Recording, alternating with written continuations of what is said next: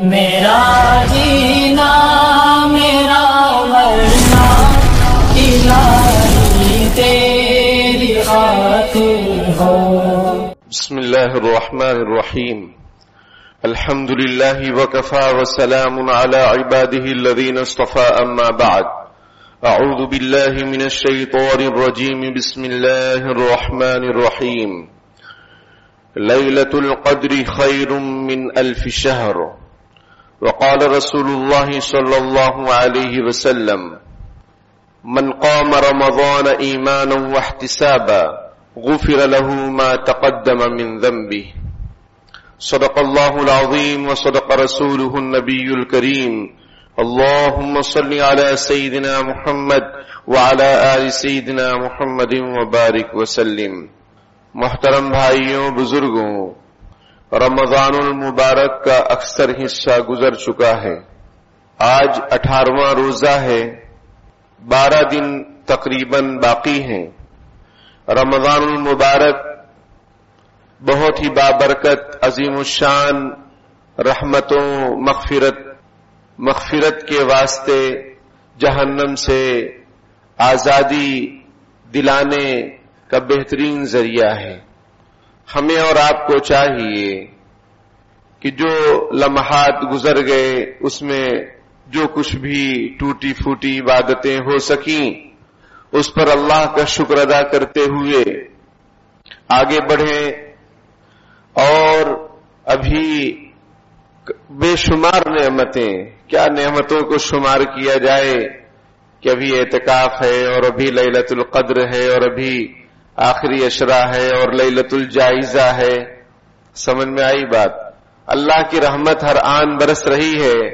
بس یہ کہ ہم کچھ اپنی ترتیب بدل لیں، کچھ اپنی ترتیب بنا لیں کہ ہم مالا مال ہو جائیں. یہ جو مہینہ ہے اس کی رحمتوں سے، برکتوں سے، مغفرت سے ہم فیضیاب ہو جائیں. ایسا نہ ہو کہ ہم محروم ہو جائیں. ابھی سامنے جو عشرہ آ رہا ہے اس میں بڑی عبادت ایک اعتکاف کی ہے. کیونکہ آدمی نماز کے ذریعے، زکوٰۃ کے ذریعے اور دیگر عبادات کے ذریعے سے وہ خلوت، وہ اللہ کی محبت اور معرفت پورے طور پر حاصل نہیں کر پاتا جو اگر وہ اعتکاف میں بیٹھ جائے تو وہ بہت آسان ہو جاتی ہے. یہ نعمت کا ملنا کہ اللہ سے محبت، اللہ سے لو لگانا، اپنے گناہوں کی معافی، تلافی، یکسوئی، تنہائی، یہ اعتکاف میں نصیب ہوتی ہے. ورنہ آدمی آتا ہے نماز پڑھنے، کبھی کبھی تو کچھ خیال بھی نہیں ہوتا ہے کہ امام صاحب کون سی رکعت پڑھا رہے ہیں، اور آدمی باہر اپنے کاروبار میں لگا ہوا ہے، بزنس میں لگا ہوا ہے، تو جو اللہ کے ساتھ تعلق اور جو حضوری ہونی چاہیے ہر وقت کی وہ حاصل نہیں ہو پاتی ہے. لیکن اگر وہ اللہ کے گھر میں بیٹھ جائے اعتکاف میں تو بس وہ رہتا ہے اور اس کا خالق اور مالک رہتا ہے، بیچ میں کوئی چیزیں نہیں رہتی ہیں. اللہ سے لو لگانا بہت آسان ہو جاتا ہے. ایسا معلوم ہوتا ہے کہ کوئی سائل ہے جو کسی مالدار کے دروازے پر بیٹھ گیا ہے اڑ کر کہ اگر تو مجھے کچھ دے گا نہیں تو میں یہاں سے ہٹوں گا نہیں. اسی طریقے سے معتکف ہوتے ہیں کہ وہ بھی اللہ کے در میں بیٹھ جاتے ہیں اڑ کر کہ اللہ آپ میری مغفرت نہیں کریں گے، مجھے معاف نہیں کریں گے تو میں اس در سے ہٹنے والا نہیں ہوں. تو اعتکاف ایک عظیم الشان عبادت ہے.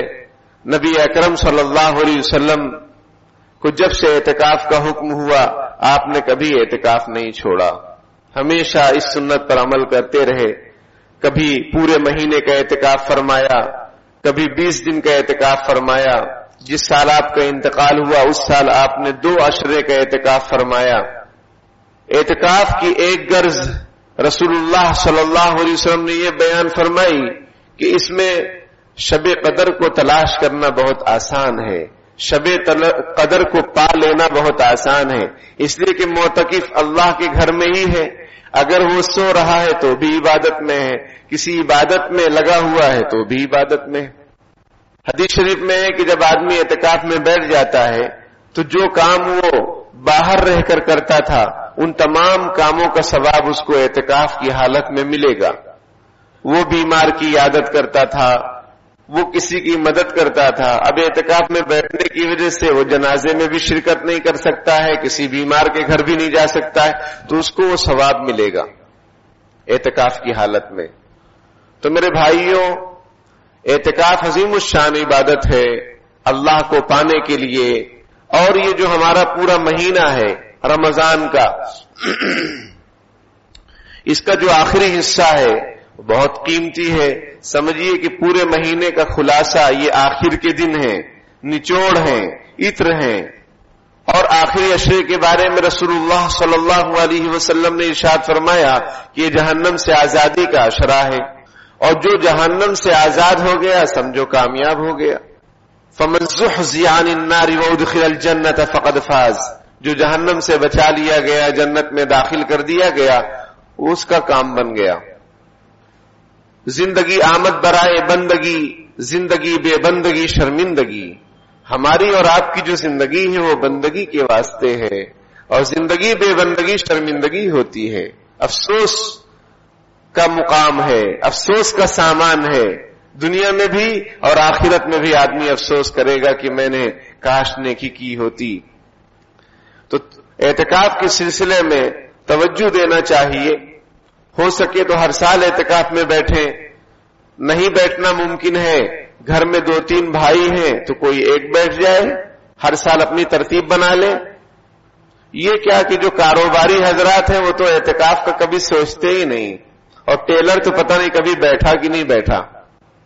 ٹیلر جو حضرات ہیں وہ کبھی اعتکاف میں بیٹھے کہ نہیں، اب ان سے ہی پوچھنا پڑے گا کیونکہ بہت زیادہ ٹینشن.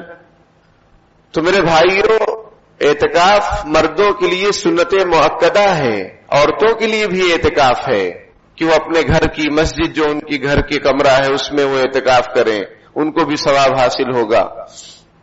تو اس کی ترتیب بنائیں. حدیث شریف میں کہ ایک دن کا کوئی اعتکاف اللہ کے لیے کرے تو اللہ اس کے اور جہنم کے درمیان 3 خندقوں کا فاصلہ فرما دیتے ہیں، اور ایک خندق کی جو لمبائی چوڑائی ہے آسمان اور زمین کے درمیان ہے. سیدھی سیدھی بات یہ ہے کہ اللہ اس کو جہنم سے بچا لیتے ہیں. ایک دن کا اعتکاف اللہ کے لیے اگر کوئی کرے تو بتائیے کتنی فضیلت کی بات ہے. اور حدیث شریف میں کہ آپ صلی اللہ علیہ وسلم نے ارشاد فرمایا کہ جو آخری عشرے کا اعتکاف کرتا ہے اس کو 2 حج اور 2 عمرے کا ثواب ملتا ہے. بہت سارے ایسے لوگ ہیں جو عمرے میں جاتے ہیں، حج میں جاتے ہیں، لیکن بہت سے ایسے بھی ہیں جو نہیں جا پاتے تنگ دستی کی وجہ سے اور اسباب نہ ہونے کی وجہ سے. تو ان کے لیے بہترین آفر ہے کہ وہ اعتکاف میں بیٹھ جائیں، 2 حج اور 2 عمرے کا ثواب ان کو حاصل ہو جائے گا.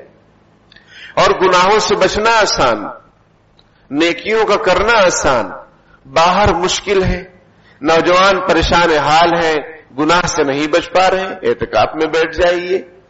10 دن تو گناہوں سے بچ جائیں گے، اور وہی زندگی جو اللہ کی یاد میں گزرے وہی بندگی ہے. ورنہ تو قیامت کے دن آدمی کو افسوس ہوگا ان لمحات پر کہ جو اللہ کے ذکر کے بغیر گزر گئے، کہ کاش میں اس میں اللہ کا ذکر کر لیتا، عبادت کر لیتا تو آج میرا مرتبہ اور اونچا ہوتا جنت میں.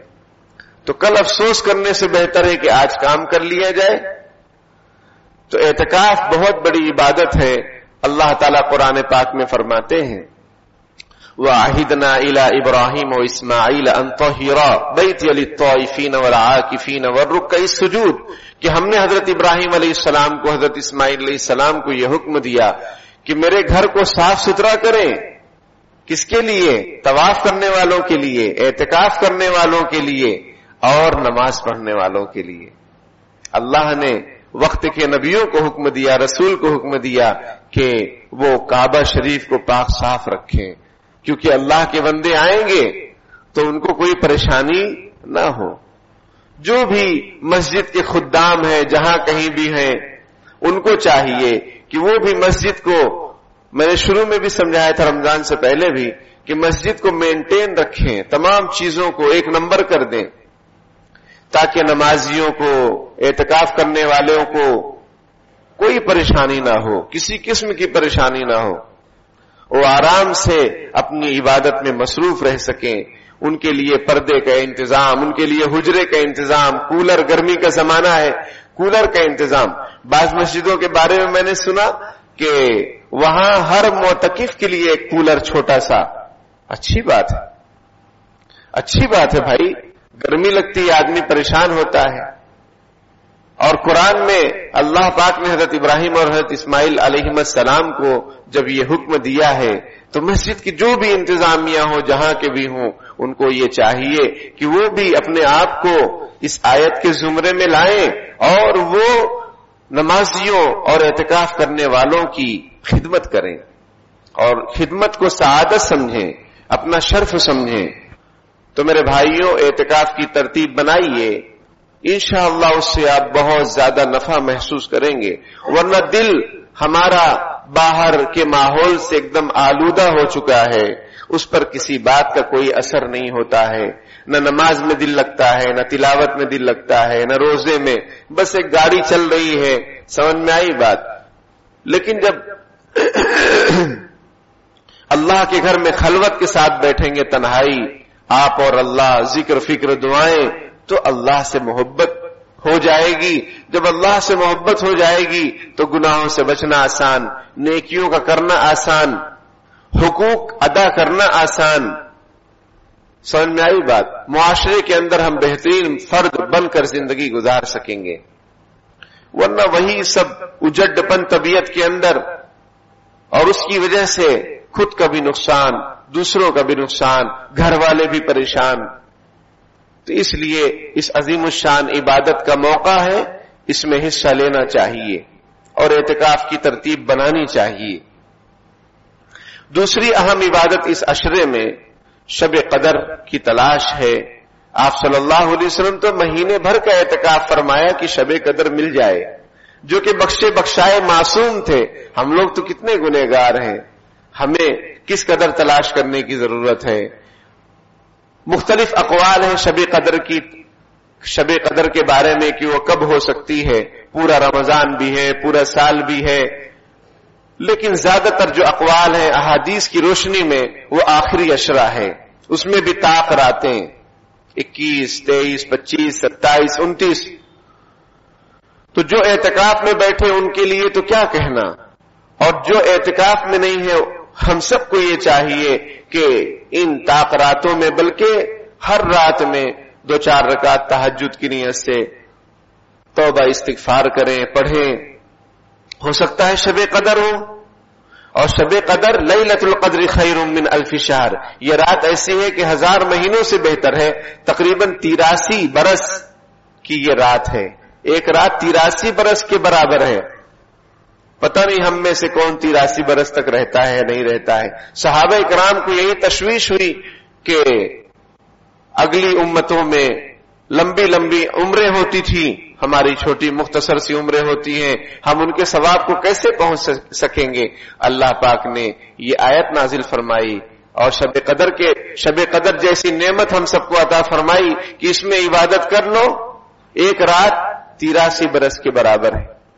اب اگر کسی کو 10-15 راتیں مل جائیں، 10-15 سال کی شب قدر مل جائے، یا ہر سال مل جائے، 20 سال 25 سال مل جائے، کتنی خوش نصیبی کی بات ہے، اس کو کتنا ثواب۔ اور پھر اللہ فرماتے ہیں خیر من الف شہر، کہ وہ 1000 مہینے سے بہتر ہے۔ کتنا بہتر ہے اللہ جانتے ہیں، اس کا کتنا ثواب ملنے والا ہے اللہ بہتر جانتے ہیں، لیکن ہے بہتر، قرآن نے بیان کیا، برابر نہیں، بہتر۔ تو ہم میں سے ہر ایک کو چاہیے کہ رات میں اپنے اوقات کو قیمتی جانے۔ آج تو ہم یہ دیکھتے ہیں کہ گویا رمضان کا مہینہ شاپنگ کا مہینہ ہے، گویا رمضان کا مہینہ تجارت اور بزنس کا مہینہ ہے، ہر کوئی مست ہے خریداری میں، ہر ایک کو یہی فکر ہے کہ کس کا کیا باقی ہے، کس کو کیا لانا ہے۔ یہ فکر نہیں کہ رمضان اتنا حصہ گزر گیا اور ہم پہلا عشرہ گزر گیا رحمت کا، پتہ نہیں ہم رحمت کے حقدار ہوئے یا نہیں ہوئے، دوسرا عشرہ گزرنے کو ہے، پتہ نہیں ہماری مغفرت ہوئی یا نہیں ہوئی، اور تیسرا عشرہ سر کے سامنے ہے، سر پر ہے، پتہ نہیں جہنم سے آزادی ہوگی کہ نہیں، اس کی کوئی فکر نہیں ہے، بس صرف خرید و فروخت، تجارت، بزنس. ابھی دیکھیں گے آپ لوگ سبھی کہ راستے بھر جائیں گے دکانوں سے، چلنا مشکل ہو جائے گا. سمجھ میں آئی بات؟ لیکن میرے بھائیوں، مسجدیں جیسی کی تھی ویسی ہونا تو یہ چاہیے کہ راتوں میں آدمی نفل عبادت کے بارے میں شریعت کا تو یہی مسئلہ ہے کہ اپنے گھروں میں عبادت کرو، اپنے گھروں کو آباد کرو، قبرستان مت بناؤ اپنے گھروں کو. لیکن کوئی اگر گھر پہ عبادت نہیں کر سکا، چھوٹا سا گھر ہے، لائٹ نہیں چالو کر سکتے، دوسرے بچے بیوی سو رہے ہیں یا امی ابا سو رہے ہیں، تو مسجد میں چلا آئے. گھر میں اگر تنگی ہے تو مسجد میں چلے آئے، مسجد میں عبادت کریں. اس سے بہتر جگہ کون سی ہو سکتی ہے؟ لیکن شریعت یہ کہتی ہے کہ نوافل جو بھی اعمال اور عبادات ہیں اپنے گھر میں انجام دو، لیکن مجبوری ہو گھر میں تو مسجد کا دربار تو ہر وقت کھلا ہے، اللہ کا دربار تو ہر وقت کھلا ہے، اور اللہ کی رحمت چھم چھم برس رہی ہے اپنے بندوں کے لیے. ہے کوئی مانگنے والا جس کو عطا کیا جائے؟ تو میرے بھائیوں، وقت کی قدر کیجئے. مقصد زندگی کھانا پینا تجارت بزنس نہیں ہے، مقصد زندگی اللہ تعالی کی بندگی ہے. اس مقصد کو نہ بھولیں. ہاں ضروری سامان ہے، خریدیے، کون منع کرتا ہے، لیکن اسی کو عورتوں کو دیکھ لو تو بس مغرب بعد نکل رہی ہیں، عشاء بعد نکل رہی ہیں، تراویح بھی پڑھ رہی کہ نہیں پڑھ رہی ہیں، پورا مہینہ تھوڑی پیریڈ رہتا ہے. بات سمجھ رہے ہیں؟ تراویح بھی ہو رہی کہ نہیں ہو رہی ہے، اور گھر کے جو مرد حضرات ہیں ان کو کوئی احساس نہیں.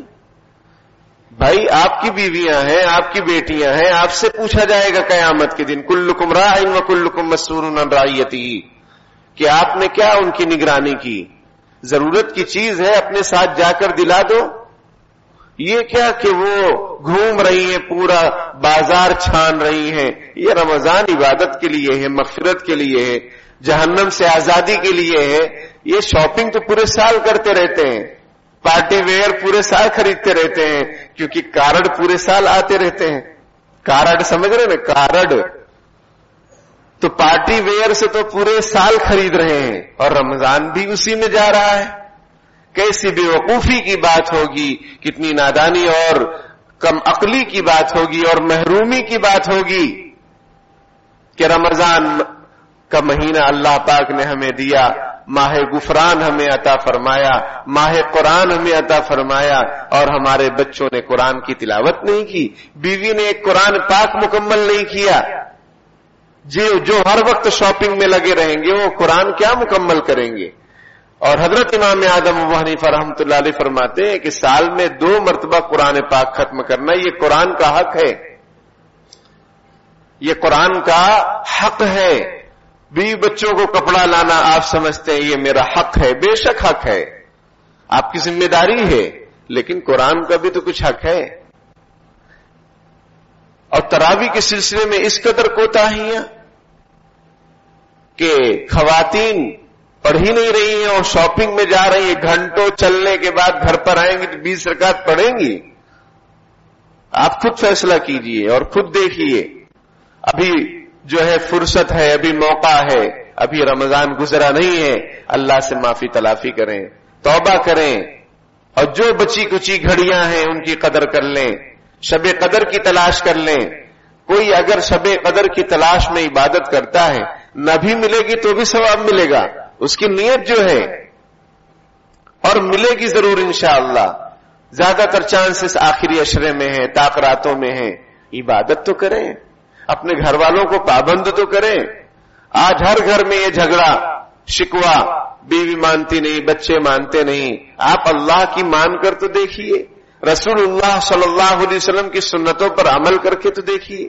آپ صلی اللہ علیہ وسلم اپنی لنگی کو، اپنے تہبند کو مضبوطی سے باندھ لیا کرتے تھے، اور اپنے گھر والوں کو بھی آخری عشرے میں جگاتے تھے کہ عبادت کرو. ورنہ حدیث شریف میں یہ ہے کہ آپ صلی اللہ علیہ وسلم تہجد پڑھتے، حضرت عائشہ سوئی رہتی تھی، हुजूर नहीं जगाते थे आम दिनों में, लेकिन आखिरी अशरे के अंदर अयक़ज़ अहलहू, अपने घर वालों को भी हुजूर जगाते थे, जो कि सब क्या हैं, हमारी माएं हैं, उम्मुल मोमिनीन हैं, आप सल्लल्लाहु अलैहि वसल्लम की बीवियां हैं, सबके लिए बख्शिश का परवाना है। रज़ियल्लाहु अन्हुम व रज़ू अन्हुन्ना, समझ में आई बात?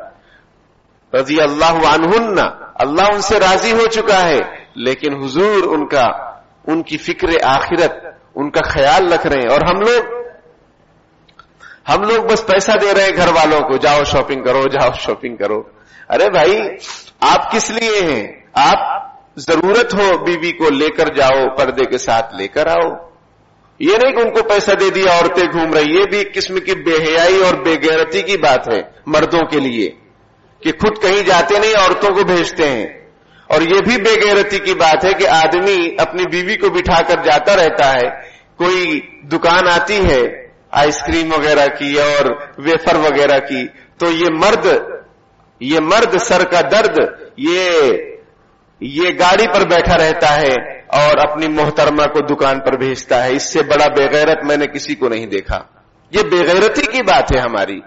आपको अल्लाह ने मर्द बनाया, आप जाकर खरीदो सामान, वो क्यों जाएगी किसी गैर महरम से बात करने के लिए बिला सख्त मजबूरी? कोई सख्त मजबूरी की बात हो कि भाई डॉक्टर के पास ले गए, डॉक्टर पूछ रहा है, तो उस वक्त बताना है। औरत बात करेगी, उसको क्या तकलीफ है। लेकिन हम ये देखते हैं और आप भी देखते हैं और आप ये करते हैं, सख्त बेगैरती की बात है।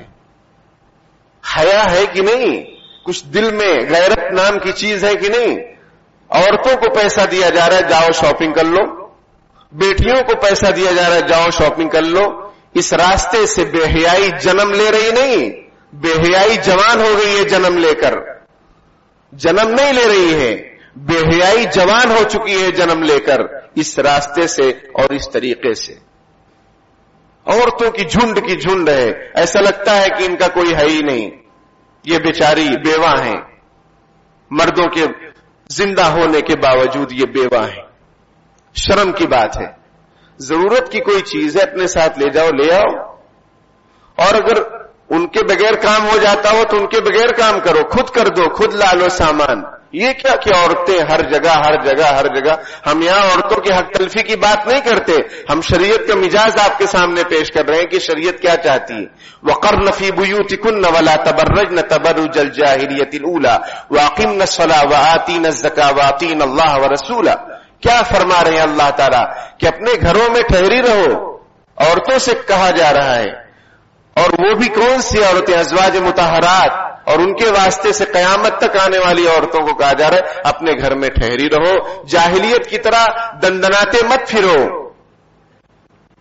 और इसी तरीके से घर में रहकर क्या करना है? नमाज कायम करो, ज़कात अदा करो। कितनी औरतें हैं, अल्लाह ताला उनको हिदायत दे, लेकिन मसले सामने आते हैं, इसलिए अर्ज है कि वो उनके पास सोना चांदी है, लेकिन अगर शौहर नहीं है तो वो ज़कात मांग रही हैं। बात को समझे, अल्फाज को ध्यान दें। वो मांग रही कि हमको ज़कात चलेगा। हदीस शरीफ में है कि ज़कात का माल जिस माल से मिल जाएगा उस माल को तबाह व बर्बाद करके रख देगा। हदीस शरीफ में। इसका क्या मतलब? इसके दो मतलब। एक मतलब ये कि जो मालदार है वो ज़कात नहीं अदा करता, उसके सही माल में ज़कात जो गरीबों का हिस्सा है वो भी शामिल है। अब ये जो ज़कात लोगों का हक है, ये माल दूसरे माल को तबाह करके रख देगा। और दूसरा मतलब यह है कि जो ज़कात का मुस्तहिक नहीं है वो ज़कात मांग रहा है। तो अब जो ज़कात मांग रहा है झूठ बोलकर या मुस्तहिक ना होने के बावजूद भी मांग रहा है, तो अब वो जो माल आएगा दूसरे माल को भी तबाह कर देगा। औरतों को समझाओ मसले, कौन समझाएगा? उनको बताओ कि बाजी खाला जो भी हैं आप, अगर आपके पास जेवरात हैं, सोना चांदी है, या आपके नाम पर प्लॉट है, आप ज़कात की मुस्तहिक नहीं है। बहुत जरूरतमंद है, अगर हमारे घराने में रिश्तेदार में कोई खातून बहुत जरूरतमंद है, तो उसको ज़कात के जरिए से क्यों मदद कर रहे हो? सदकात के जरिए से मदद करो, नफली माल से मदद करो। ये क्या कि उसको ज़कात वो ले रही है? गलत है ये। तो मेरे भाइयों और बुजुर्गों, یہ رمضان کا آخری اشرہ ہمارے سامنے ہے. اعتکاف کے ذریعے، شب قدر کی تلاش کے ذریعے، دعاؤں کے ذریعے سے اپنی زندگی بنانے کا موقع ہے. ورنہ یہ رمضان گزر جائے گا. 18 تاریخ ہو گئی، سمجھ میں آئی بات؟ 18 دن گزر گئے، کچھ پتہ نہیں چلا. 12 دن بھی گزر جائیں گے اور ہم جہاں کے تھے وہیں رہ جائیں گے. اور پھر حضرت جبریل علیہ السلام کی بد دعا اور نبی اکرم صلی اللہ علیہ وسلم کی آمین ہمارا پیچھا نہیں چھوڑے گی. ابھی رمضان میں بھی پریشان اور پورے سال پریشان.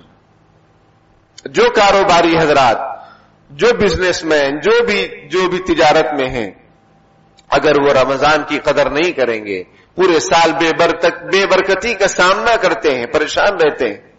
اور جو رمضان کی قدر کر لیتے ہیں اللہ ان کو نوازتا ہے، وہ محرومی سے بچ جاتے ہیں. اسی طریقے سے ابھی جو رمضان کے اندر آخری جمعہ جو ہوتا ہے اس کو جمعۃ الوداع یا تہوار سمجھا جاتا ہے. اس کی کوئی حقیقت نہیں ہے. جیسے آج جمعہ ہے، اس کی جو فضیلت ہے، یہ دنوں کا سردار ہے، ہفتے کی عید ہے، اور رمضان المبارک کا جمعہ ہے. آخری جمعہ جو ہوتا ہے وہ بھی اسی طریقے سے ہوتا ہے. کوئی اس میں تہوار والا معنی اور مطلب نہیں ہے کہ اس دن نیا کپڑا پہنو، حساب کتاب نہیں ہوگا. یہ کس نے آپ سے بتا دیا؟ اس کی کوئی حقیقت نہیں ہے. اسی طریقے سے یہ بھی میسج چلتا ہے کہ جو آخری جمعہ کو 2 رکعت 4 رکعت پڑھ لے گا اس کی ساری قضائے عمری معاف ہو جائے گی. واہ بھائی واہ، بہت اچھا طریقہ لا لیے آپ شارٹ کٹ میں. کسی سے 10 لاکھ دو، کسی سے 10 لاکھ لو اور 10 روپے صدقہ کر کے اس کا قرضہ ادا ہو جائے گا. جو نمازیں چھوٹی ہیں ان کو قضا کر کے ہی اس کو ادا کرنا پڑتا ہے، وہ توبہ سے معاف نہیں ہوتے ہیں. اور 4 رکعت پڑھ لینے سے ساری قضائے عمری معاف نہیں ہو جائے گی، ادا نہیں ہو جائے گی. یہ سب غلط فہمی ہے. سوشل میڈیا کے چکر میں زیادہ نہ پڑیں. کوئی بھی بات آئے مستند علماء کرام سے اس کی تحقیق کرائیں، پھر اس پر عمل کریں. سوشل میڈیا پر طرح طرح کے فتنے چل رہے ہیں، اپنے آپ کو ان فتنوں سے بچائیں. کوئی نئی بات آئے، نہ سمجھ میں آئے، علماء کرام سے تصدیق کراؤ پھر عمل کرو. اس لیے میں نے پہلے ہی بتا دیا، ابھی وہ آخری جمعہ آئے گا تو اس میں یہ سب چیزیں چلیں گی، تو پہلے سے ہی آپ کو آگاہ کر دیا. اس کی کوئی حقیقت نہیں ہے. نیا لباس جب پہننا ہو پہنو. اللہ سے دعا کرو کہ اللہ کسی چیز کا حساب نہ لے. یہ لباس کی کیا بات ہے؟ ہمارے نبی نے دعا فرمائی، اللہم حاسبنی حسابا یسیرا، اے اللہ میرا آسان حساب لیجئے. وہ دعا ہم کریں. یہ کیا کہ رمضان میں جو کھائیں گے پہنیں گے اس کا حساب نہیں ہوگا اور بعد میں حساب ہوگا. آپ دے دیں گے، آپ پھر حساب دے دیں گے رمضان کے علاوہ والا. عجیب بات ہے. تو یہ سب نادانی والی باتیں ہیں، اس کی کوئی حقیقت شریعت میں نہیں ہے. ہمیں تو یہ اللہ پاک سے مانگنا چاہیے کہ حساب کتاب سے اللہ حفاظت فرمائے. بغیر حساب کے ہی معاملہ ہو جائے تو بس بیڑا پار ہے. ورنہ اگر حساب لینے پر اللہ تعالیٰ آئیں گے تو ہم ایک گلاس پانی کا بھی حساب نہیں دے سکیں گے. تو ڈرنا چاہیے. اسی طریقے سے صدقہ فطر اب نکال دینا چاہیے لوگوں کو، جتنا ہو سکے جلدی نکال دیں. میں نے پچھلے ہفتے بھی سمجھایا تھا. حضرت عبداللہ ابن عمر رضی اللہ تعالیٰ عنہما عید سے 2-4 روز پہلے ہی نکال دیا کرتے تھے. اور صدقہ فطر کا 2 مقصد ہے، آپ صلی اللہ علیہ وسلم نے بیان فرمایا. ایک یہ کہ روزے میں جو کمی کوتاہی ہے، بےہودہ باتیں ہو گئی ہیں، سمجھ میں آئی بات، یا کوئی کمی کوتاہی ہو گئی، مکروہات کا ارتکاب ہو گیا، تو وہ صدقہ فطر سے اس کی تلافی ہو جائے گی. اور دوسرا کیا، مسکینوں کا بھلا ہو جائے، غریبوں کا بھلا ہو جائے. اغنوہم عن السؤال فی ھذا اليوم، آپ صلی اللہ علیہ وسلم نے فرمایا آج کے دن تو ان محتاجوں کو سوال سے مستغنی کر دو، بے نیاز کر دو. کہ عید کے دن بھی بیچارے وہ مانگتے پھریں، آج کے دن ان کو سوال سے بچاؤ. تو کیسے بچائیں گے؟ کہ ان کا پہلے سے تعاون کر دیں. اور صدقہ فطر گیہوں کے حساب سے بہت کم بیٹھتا ہے، 65 روپے بیٹھتا ہے اپنے یہاں پہ. سمجھ میں آئی بات. اور حضرت علی رضی اللہ تعالیٰ عنہ نے جب دیکھا گیہوں کے حساب سے گیہوں کا دام اور اس کی قیمت مارکیٹ میں کم ہو گئی تو حضرت نے فرمایا کہ اب ایک سا کے حساب سے صدقہ فطر نکالو. یعنی 3.5 کلو تقریباً کھجور ہے، جو ہے، کشمش ہے، اس کے حساب سے صدقہ فطر نکالیں. ورنہ غریب کی عید 65 روپے میں کیا ہوگی؟ سمجھ میں آئی بات. اور اگر کھجور کے حساب سے نکالیں گے تو درمیانی کھجور کی قیمت مارکیٹ میں 1000 روپے ہے، 3.5 کلو تقریباً. تو 1000 روپے جن کو اللہ نے مال دیا ہے، وسعت دی ہے، وہ اپنی طرف سے اور اپنے نابالغ بچوں کی طرف سے، سمجھ میں آئی بات؟ بیوی کی طرف سے نکالنا مرد پر، شوہر پر ضروری نہیں ہے، لیکن اگر نکال دے تو محبت میں اضافہ ہوگا، اور نہیں نکالیں گے تو جھگڑے میں اضافہ ہو سکتا ہے. سمجھ میں آئی بات؟ کیونکہ وہ مستقل ہے، وہ اس کا معاملہ الگ ہے، لیکن عام طور پر گھر کا جو سربراہ ہوتا ہے وہی نکالتا ہے. تو نابالغ بچوں کی طرف سے اور بیوی کی طرف سے، سمجھ میں آئی؟ اور بالغ بچے ہیں، ان کے پاس بھی کچھ نہیں ہے، آپ کے ہی کسٹڈی میں ہے، آپ ان کی طرف سے بھی نکال دیجئے. اور اگر یہ چھوٹے بچے بھی بہت پیسہ رکھے ہیں گلک میں تو ان کے پیسے سے صدقہ فطر نکالنا چاہیے. تو 1000 روپے نکالیں، کم از کم 1000 روپے جن کو اللہ نے وسعت دی. اب اگر 5000 روپے 5 فرد کی طرف سے کسی غریب کے گھر میں جائے گا، امید ہے اس کی عید اچھی ہوگی، اور 65 روپے کے حساب سے دیں گے تو کیا ہوگا؟ تو اس لیے صدقہ فطر کی بھی فکر کریں، اعتکاف کی بھی، شب قدر کی بھی، وقت کی بھی، اور بیہودہ باتوں سے اور بیہودہ کاموں سے اور ادھر ادھر گھومنے سے اپنے گھر والوں کی بھی نگرانی کریں، ان کی جو ضروریات ہے پوری کریں اچھے انداز میں. ہم یہ نہیں کر رہے ہیں کہ عورتوں کو ان کی ضروریات مت پوری کرو، پوری کرو، لیکن ان کو آپ مارکیٹ میں بھیج رہے ہو. مسجد میں آنا شریعت نے منع کیا، مارکیٹ میں جانا جائز ہے، عجیب بات ہے. تو اللہ پاک کہنے سننے سے زیادہ عمل کی توفیق عطا فرمائے. آمین. وآخر دعوانا الحمدللہ رب العالمین. اعتکاف کے فضائل اور مسائل کے سلسلے میں کل انشاءاللہ جامع مسجد میں ہی ظہر بعد ایک مجلس رکھی گئی ہے. جو لوگ بیٹھنے والے ہیں تشریف لائیں، انشاءاللہ سب معلومات ہوگی، نفع ہوگا. بسم اللہ الرحمن الرحیم. اللہم صلی علی سیدنا محمد وعلی آل سیدنا مولانا محمد وبارک وسلم. ربنا آتنا فی الدنیا حسنۃ وفی الآخرۃ حسنۃ وقنا عذاب النار. ربنا هب لنا من ازواجنا وذرياتنا قرة اعين واجعلنا للمتقين اماما. اللهم انا نسألك رضاك والجنة ونعوذ بك من غضبك وسخطك والنار. رب اغفر وارحم وانت خير الراحمين. پیارے اللہ، ہم ظاہر میں آپ کے بندے، حقیقت میں نہایت گندے ہیں. پیارے اللہ، ہمارے دلوں کی گندگی کو دور فرما دیجئے، ہمیں بندگی کا سلیقہ عطا فرما دیجئے، شرمندگی والے کاموں سے ہماری حفاظت فرما لیجئے. پیارے اللہ، برے دن سے، بری رات سے، بری بات سے، برے خاتمے سے ہماری حفاظت فرما لیجئے. پیارے اللہ، خاتمہ بالخیر نصیب فرما دیجئے.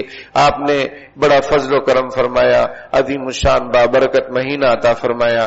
پیارے اللہ، اس کا قیمتی حصہ اور زیادہ تر حصہ گزر چکا ہے. پیارے اللہ، کچھ حصہ باقی ہے. پیارے اللہ، ہمیں اسی قدردانی کی توفیق عطا فرما دیجئے، ہمیں اپنی رحمت کا مستحق بنا دیجئے، ہماری مغفرت فرما دیجئے، پوری امت کی مغفرت فرما دیجئے، ہمارے زندوں کی، ہمارے مردوں کی، سب کی مغفرت فرما دیجئے.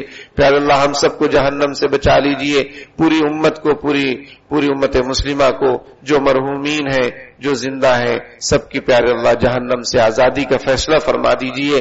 پیارے اللہ، اگر رمضان گزر گیا اور ہم نے اسی قدردانی نہ کی، ہم نقصان اٹھانے والوں میں سے ہو جائیں گے. پیارے اللہ، ہر طرح کے نقصان سے دنیا آخرت میں ہماری حفاظت فرما لیجئے.